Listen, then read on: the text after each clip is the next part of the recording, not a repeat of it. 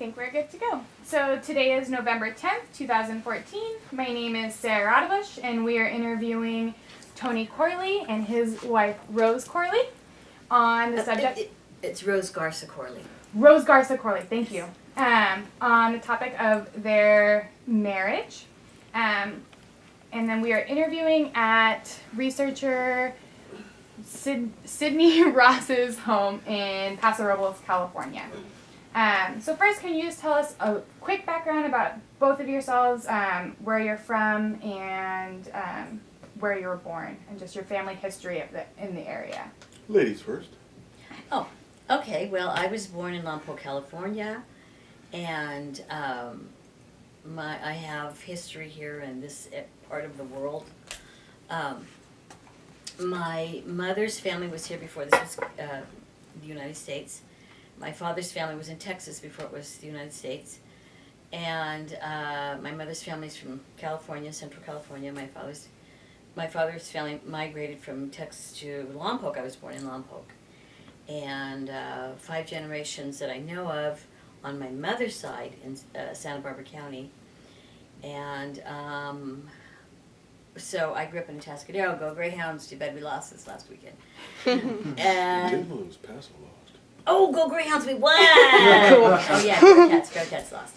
So, so I grew up in Atascadero, and I went to Cuesta College, and that's where I met Tony. And Mr. Corley? I was my parents moved to Paso Robles, California in 1946. They were from Virginia. My mother was from Virginia. She is a part of the Nat Turner family. So some of you may have heard of Nat Turner. He was a slave insurrectionist in like 1830, in the 1830s. And so my mother met my father at Norfolk Naval Base, where he was a Navy man, and his parents. Well, his parents were separated, but my grandmother, his mother, came to Paso Robles, California. They came to Paso Robles, California, so he came out to visit with her, and I think he decided that he was going to stay. He was going to stay and bring his family back. So I have an older brother who was born in 1947, 48, 47.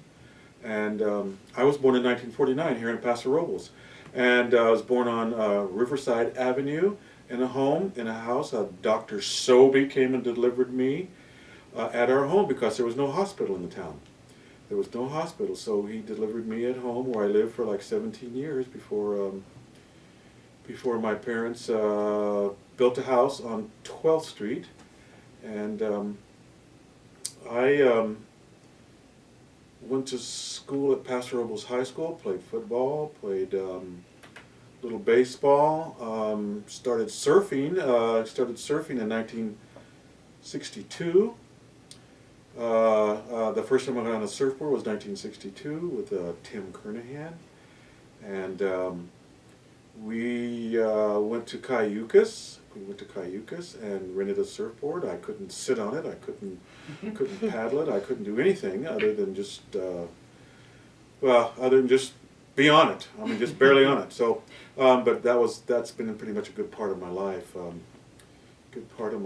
I met Rose at Cuesta College when I finished high school. I went to Cuesta. Met Rose there. I didn't really meet Rose until I was working on my master's degree, and I was a student at Cal Poly. But I did, of course, graduate from Cuesta. Went to Cal Poly for my bachelor's in social sciences. Went to Cal Poly for my master's, and pretty much have stayed and was working for the California Youth Authority. I was working for the California Youth Authority back in when I was like 18 years old, 17, 18 out of high school, and think I'm getting off track, so what's your next question? Great. Okay, so we can go ahead and move towards your marriage. And just really quick, I would like to establish, do you prefer Mrs. Garca-Corley or just Mrs. Corley? When you address me right now, Yes. you can just say Rose. Okay. That takes care And would of you it. prefer Mr. Corley or just Tony? Tony would be good. Okay. Or Anthony. Tony or Anthony. Tony's fine. Okay, so then we're just going to kind of go through like a chronological progression of your marriage. And so Okay. we would love to just start with like your first interaction, first impressions, and where that was and what that was like. Well, I'll start with that. My first occasion of meeting, well, I didn't actually meet Rose, but I saw her jogging across campus. She was wearing these Daisy Duke cut-off Levi's. I was wearing Cuesta shorts that I bought from the bookstore. They were not Daisy Dukes. Well, maybe the second time I saw you had Daisy. And I said, gosh, she had this long hair. And I really thought, I mean, she's Mexican-American, or Tejano and Mexican-American. And I thought she was Arabic for some reason. So I noticed her. And I said, wow, who's that?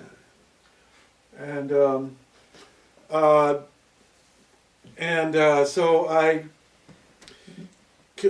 was pursuing my master's, as I did say, as an internship and for guidance and counseling, and so I didn't really talk to Rose very much.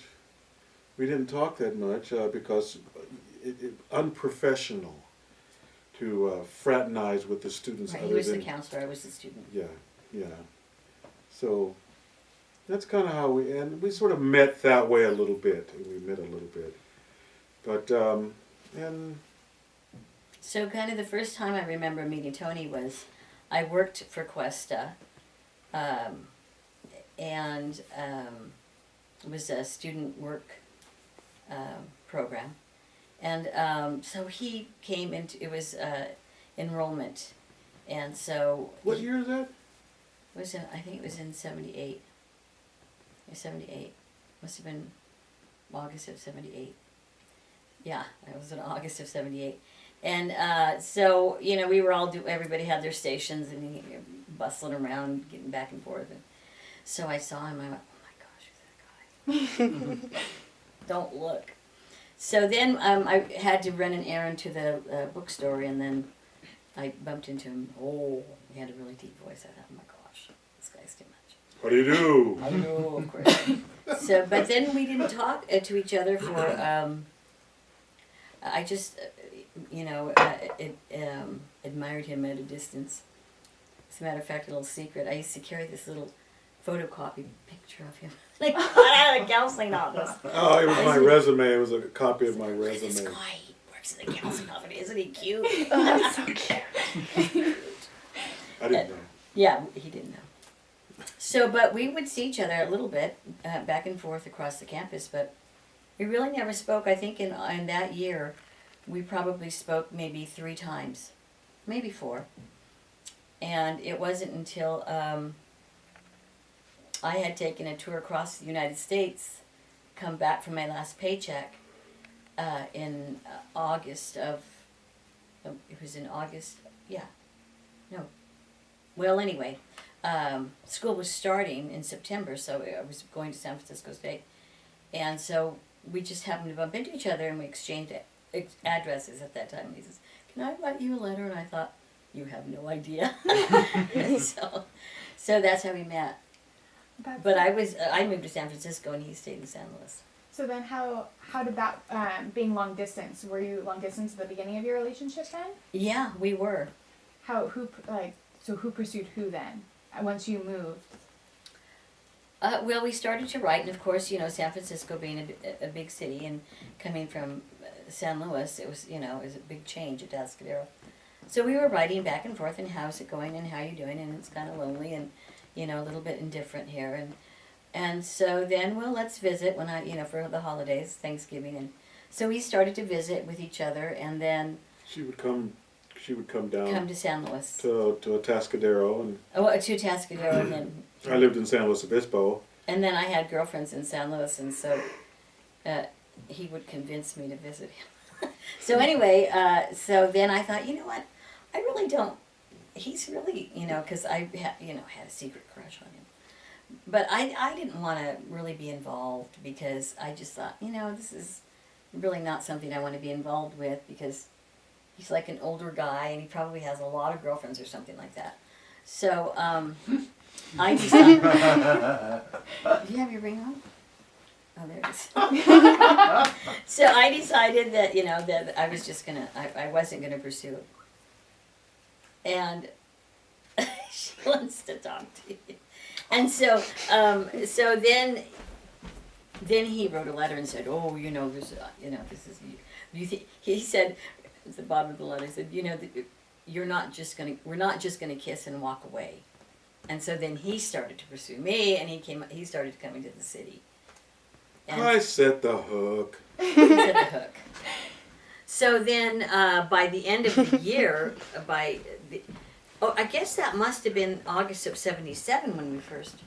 It was August of '77. Because at the end of at the end of the school year in May, June of '79, we were engaged. Wow. Yeah. Oh, that's amazing. And we got married in August. Wow. Yeah. So, with the majority of your courtship, was that long distance? Yes. Yeah, she was in San Francisco. She lived in the Castro district. And With the my first gay- time I with my proposed gay to her cousin. was on the rooftops of San Francisco. We were on the rooftops, and I could sort of like squeaked it out and said, "What am I saying?" And I didn't hear it. I know. And then I proposed to her again in my parents' home where I was. I lived in a little mother-in-law unit in the back of my parents' house when I was doing my master's, and so I think we talked about it and talked about getting married because we were romancing each other, and said, well, golly, we should probably not wait too long. Well, because we were gonna elope. I Yeah. mean, go to Vegas or whatever. go to Vegas or Lake Tahoe or something like that. But I said, let's include your grandmother, and because she was getting old, and Right. yeah, and Rose is really strongly family tied, with all her family here in Santa Barbara, San Luis Obispo County, and Bakersfield, Kern County. So, but all my family's on the East Coast. All of them, almost all of them, except for one cousin and one aunt. He has all the drama that we have here there. I'm not kidding. It's true. So, what was it like dating in 70s, 80s, 70s, late 70s? Well, what was it like? Well, it was pretty normal. I would drive up to San Francisco. To court Rose. I would drive up and stay in her cousin's room, in one of the rooms or on the couch or something like that, and we would go out and take in the San Francisco, because it was San Francisco. We'd take in San Francisco, take in the city, and go sort of nightclubbing a little bit and dining out some, and then she would come home to visit her family and her parents, and I would drive her all around San Luis Obispo County, Montaña de Oro, Morro Bay, Cambria, San Simeon, all the little local spots, and I would take her to dinner, and And there were a couple of criteria that were important to me when we were dating. Well, one of them was that I was raised Catholic. We're still Catholic, and I was raised Catholic too. So. Well, interestingly enough, for him, coming from the black families here in Paso Robles, most of them were Southern Baptist, and I don't know what your grandmother's. She was the Holiness Church back in Norfolk, but his parents converted to Catholicism. Actually, my mom did, but my dad, he was. And it was his agnostic godmother. Until later. His godmother, Catherine and Georgia Brown, they were from Baltimore. Georgia Carr. Georgia Carr, yeah. Catherine Armstrong. Yeah, not Georgia. There were two Brown. little black ladies that lived in sisters. They weren't nuns, but they were sisters. So his mother thought that they were very interesting, with their practices, and she liked their devotion to what they were doing. And I'm not saying that she didn't like anything else, but she was attracted to that. So she converted herself, and then Pop followed Tony's dad. Years later. And then the boys were brought up in the church in St. Rose here in Paso Robles. So that was, not that he had to be Catholic, but that he had a strong love for God. Okay. Yeah, and so that was important. So, and more than important, here this guy's Catholic, wow. So that was very important. And, it was at that time, dating, things were a little bit fast, people were a little, and we lived in San Francisco in the Castro district. And and that was the year that Harvey Milk was assassinated. So there was some chaos going on there in the city, and and it made us tremble a little bit. And and I God rest my dear cousin's soul, he was gay, openly gay, and we had friends from Atascadero that moved to the city, and I knew them, and so we would always get together and have these heated discussions and this and that, but at the end of the evening, we would always laugh and say, they would say, you guys are going to have a bunch of curly Corleys. And so, even though there was a lot of action and, it was pretty promiscuous, there was a sense of trembling in that, this was a serious issue. I didn't take it lightly, and I even though it was all frivolous to think, I have a crush on this guy before I knew him, but when it got serious, and then, me being Mexican American and him being African American, that was another issue that, I had to, not in a very severe sense, but, my mother was like, what? But, she's still kind of hard on Tony, but, the thing that grounded us for dating was that we were both from the Central Coast, and we were both from San Luis Obispo County. And the places that were familiar to me were familiar to him. And the roads that we would drive on, we both loved. And so we had a lot in common. And there really weren't very many, in Paso Robles, the African American community was a little bit more populated than Atascadero. Of course, there was, those were all our friends. And all the Mexican Americans were, either cousins or distant cousins, and there weren't very many. This was before amnesty, right? This was before the 80s and Reagan and all that. So there weren't very many, we were the old Mexican American families here. And so there were not a lot of Mexican Americans around here. I had to go to, and other places. So,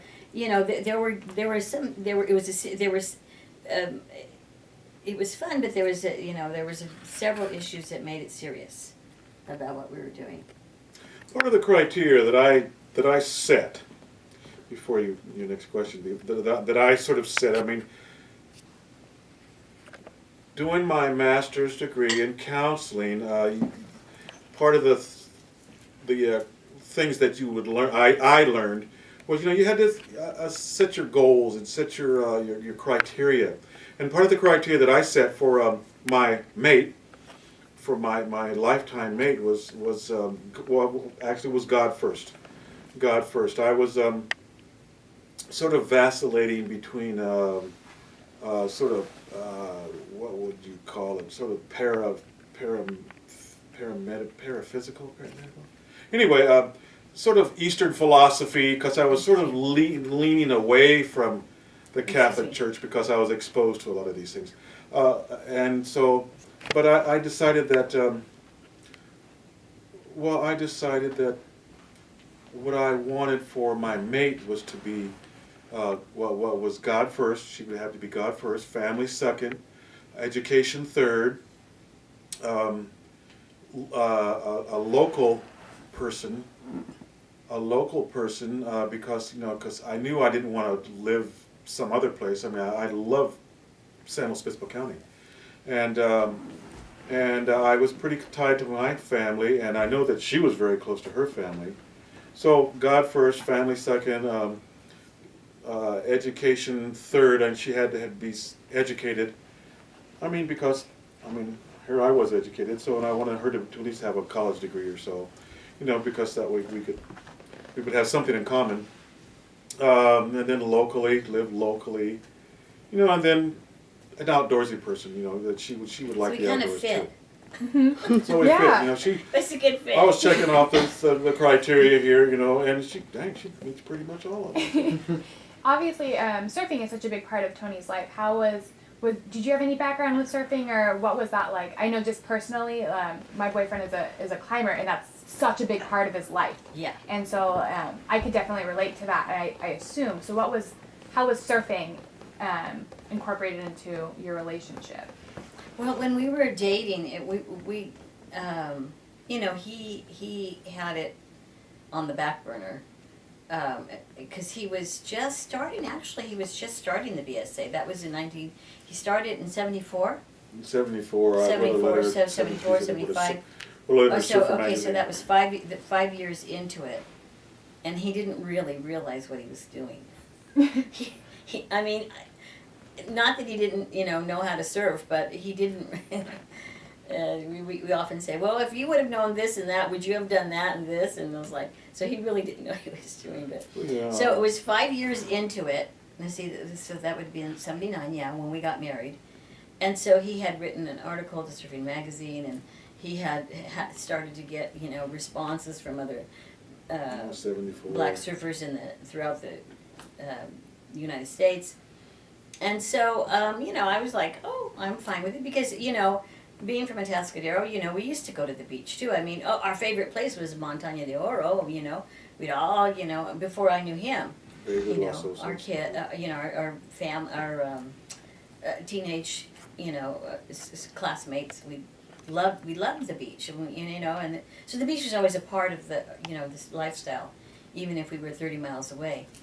And so, that beach was fine with me. That was just kind of normal, Morro Bay. But when we were just that 1 year that we were dating, it really wasn't, it wasn't a big issue, or it wasn't a big thing, like maybe with you, what you were saying about your boyfriend, where you guys got to go every weekend, or, every other week, or once a month to make sure you get that trip going. It didn't quite happen like that for us. But I was still okay with what he was doing. However, the day after we got married, Ebony Magazine came out to take some pictures over at Cambria.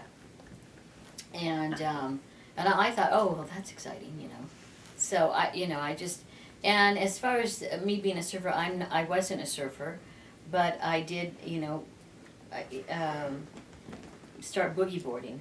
I started boogie boarding, and so got her a wetsuit, got her a boogie board, and to this day I still love the water, so, and we like to swim and stuff, so I definitely like the water.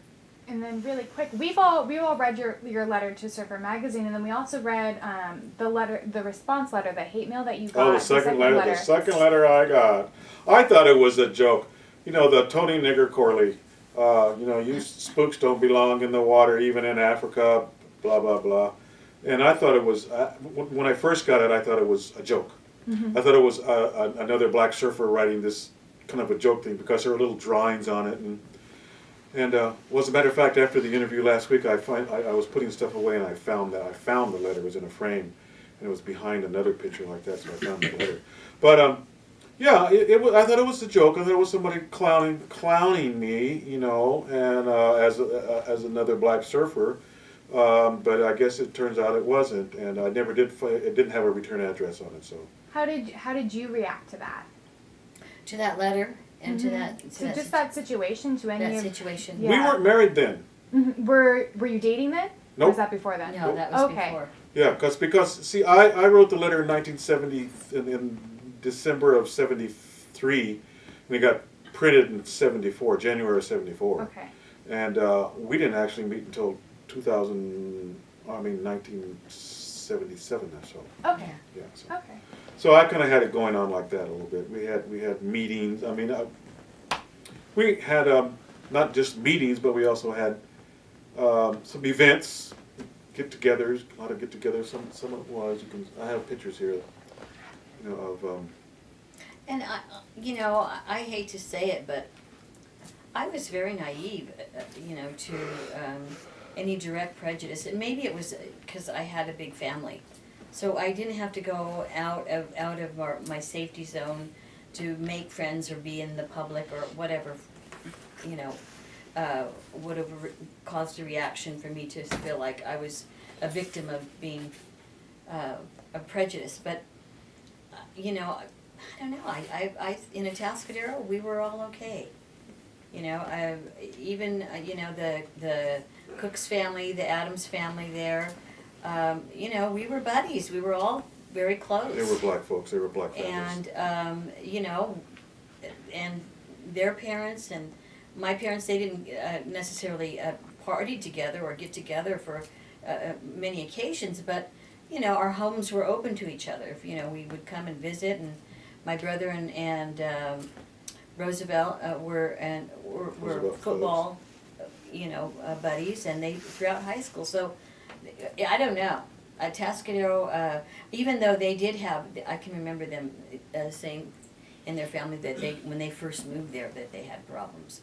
And same thing with his family. They, when they moved away from Riverside there in Paso up to 12th Street, they had people writing letters saying, I don't know exactly what the letter said, but, prejudicial letters about race and, them being in the neighborhood. And I know We don't want those colored people moving into our neighborhood. Basically, it was it. But I think Built probably a nice house. I think Still there. yeah, I think probably in a bigger city Elizabeth. you get, because there's more population, you get more of a reaction to those sentiments of prejudice and hatred and outright bigotry. I don't know. We were just somehow we were kind of shielded. Yeah, but with that, In Atascadero, anyway. with that letter that I got from Surfer magazine, it didn't really affect me so badly. It kind of like, oh, hey, I mean, I wonder who did this. When I found out that it wasn't another black surfer that did this, I wonder who did this. I wonder who wrote this. And so I kept it, and I have quite a few. I've been a historian of the black surfers, for a long period of time like that. But I have to say that localism for surfers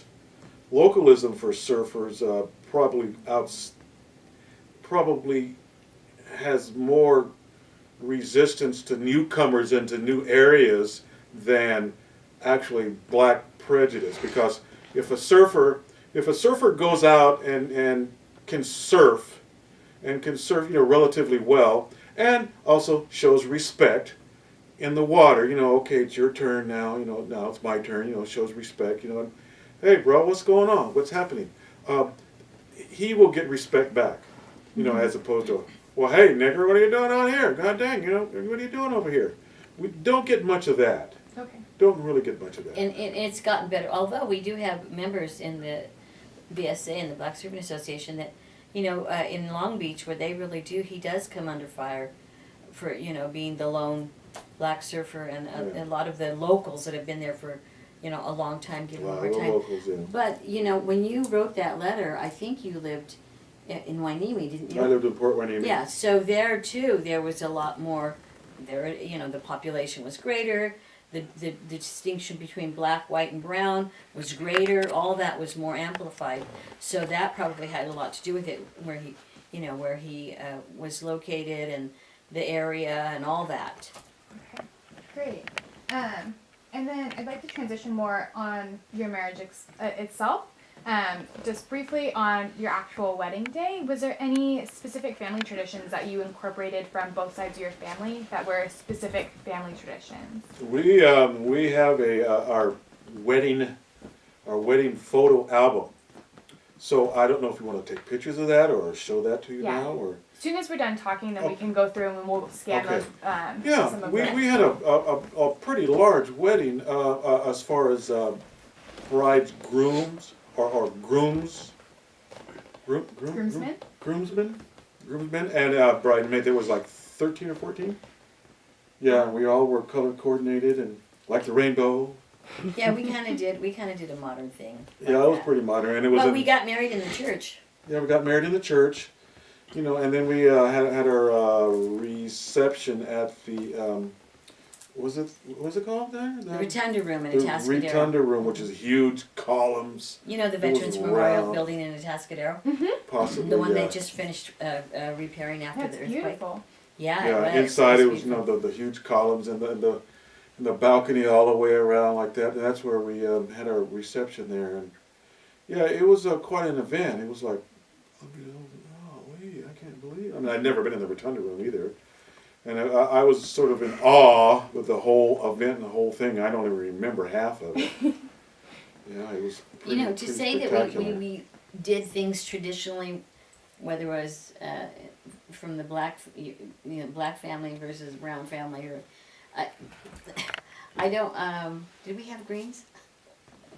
Do we have greens? Did we have greens? No, we had string beans.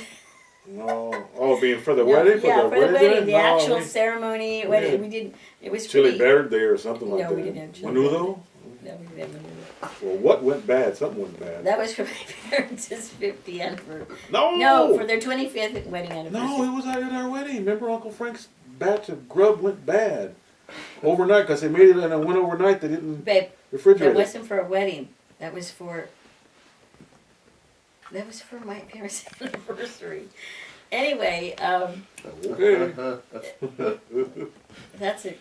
We'll have to look into that. We'll have to ask Steve and Uncle Well, Frank yeah, it went bad. It went bad. because he put the chili in the night before. Yeah. Anyway. Anyway, so there was one thing. Remember, we had the rosary, the big two lassoed. Yeah, It's the two lassoed rosary, and it's the like a rosary is just, and then it has the part that hangs down with the cross at the bottom. Well, this is a lasso. It had two rosaries, and then the part that hangs down at the bottom came together and connected as one. So the tradition is that You put them over each, you put them the over bride and the groom. bride and groom, and then so that they go into life always praying together. Yeah. So that was a kind of a Is Mexican that what that was tradition. for?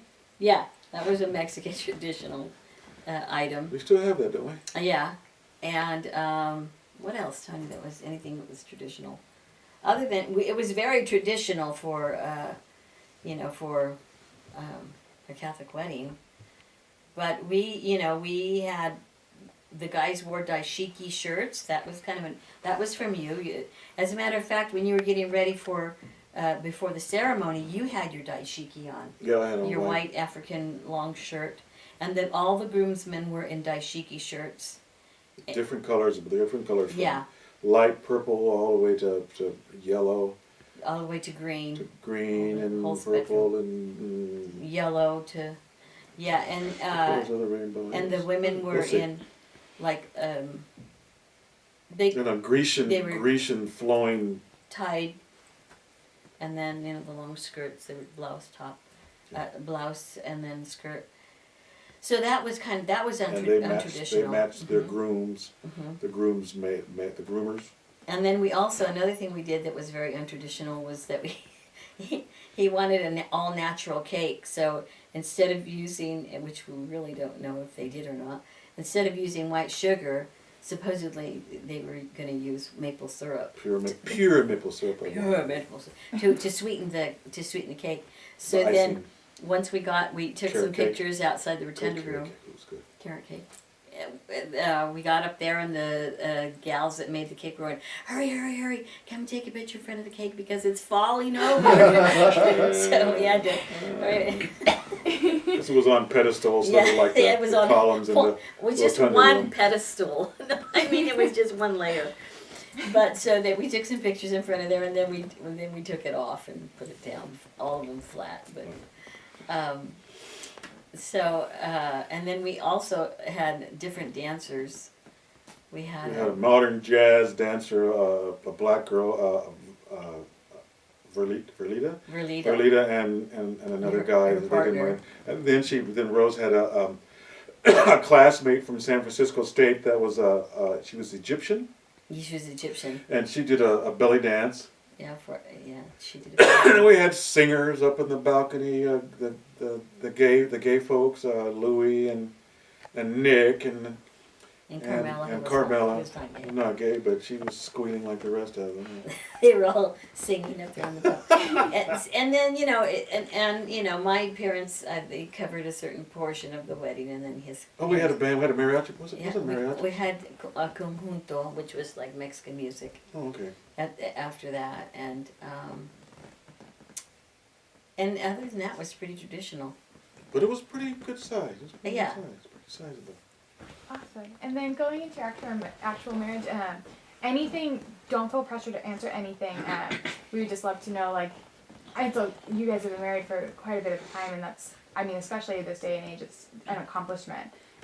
35 years, honey. 35 years. Congratulations. That's yeah, amazing. Thank you. So we just want to talk a bit about your marriage and, like, sustaining that love. So can you describe, like, your first few years of marriage and, like, the things you learned and how your parents influenced your outlook on marriage? Sure. Go ahead, Tony. My parents married, and were married for 51 years. Her parents are still married. They're married for like 52 years, 3 years. No, babe, it's gonna be 50. 59. 59? Yeah, or no, it is 59. Is it? They're gonna be married 60 years next Yeah, year. my mom passed away in 1995, and they were married like 51 years. So, and I said, you know what, I'm going to get married one time. I'm just going to get married one time, and I'm just, that was it. So married one time. Okay, so what do I owe the longevity of it to? A number of things. God first. Forgive and forget. Well, you don't forget so quickly, but forgive. You know, the first couple of years were a little bit. Well, they weren't rocky at all. It was just that she was stubborn and I was stubborn, and we were. I, being 10 years older than Rose, or nearly 10 years. Would find that she was a little stronger willed than I am, and I was much more forgiving and tolerant, and so I would say, well, okay. So says Tony. No, go ahead, babe. Yeah. So I you know, and she would get mad and run off and like that, and I would either go chase her down or wait for her to come home and like that, and Literally on my feet. I was no rock climber, no. I'm like, what do I do to this cliff? When we lived in Carpinteria, she tried to climb up a cliff or something like that, and usually got stuck. I hope this vine holds me. Yeah, so we had you know some we had some little heated things, but you know I loved her, and you know I was very patient and very kind, and I used the scripture, you know, patient, love is kind, love is la la la la la, and I practiced those words, and I felt as if that was Christ was the center of our marriage, and you know I was going to be true. I mean, for 35 years I've been faithful to my Rose, and Yeah. I still am, and you know, and So, I think that as far as our parents go, they were good examples to us. they were good examples. They were very good examples because I think, and even until your mother passed away, and you're very much like this, Tony, you know, that the fathers, the men, somehow, they really have invested their souls, their lives into caring for their wives and really loving them, cherishing them, really cherishing them. Like, you know, they would not want her foot to stumble and hurt herself, you know. I mean, they really have been dedicated fathers and men to their families and to their wives. That's what my father is like that. Tony's father was like that with Esmond. And of course he would always say, oh, you know, Esmond has, you know, a little bit of you know, some health issues, so I have to be gentle with her. But that was just an excuse. I know it. and so and for as far as us personally goes, our own relationship, you know, I knew when I married Tony, you know, that he was willing to, you know, to honor me by honoring God first, and so that was, and so I knew then within my heart that we would be blessed together like that, because he was willing to do that. But at the same time, I had to realize that he was older than me and that he was more experienced, and then of course came the BSA, you know, and you know, and he, not to mention that he's so handsome and all the women just, you know, love him. So I had to, you know, just, you know, stand my ground, but still not get too mad, no. But, you know, and just, you know, give him a chance to be himself without, you know, without being overpowering to the point of, okay, that's enough, you know, this is how I feel, and then, so then back off and then let it go. So, but our parents were really good examples, and they still are. And I just, you know, I just have to, I can't say enough about, you know, this, when people get married, when both spouses commit to really what they're doing, and somehow I really see that you know, a woman is, if she's dedicated to her husband, then, and the husband does cherish her, then it works. Absolutely. How do you feel your marriage has evolved over the years, from when you were first married to now? Has evolved? Has evolved. We want to run away still. Yeah, I still check her out, you know. Hey, I still check her out. And so I can word that differently if you'd like, if that was a bit confusing. evolve. Let's see. Four children. 4 children. 4 grandchildren. 4 grandchildren. Let's see. Tony's dad he's helping take care of I'm him. caretaking I got my my father. parents coming up, so we've gone from good to worse. No, I mean, it just, you know, you think you would think we thought that the, you know, the more we go get into this thing called marriage, that we would have more free time, but it's kind of the opposite. Really? It's kind of hard, yeah. And it's because you become an extension. Your life it becomes an extension of yourself. I have a brother and his wife, and they have twins that are now 37 or something, 36, 37. And as Rose was saying, that we do caretake my father. My oldest, we have 4 children. My oldest son is 33, and 33.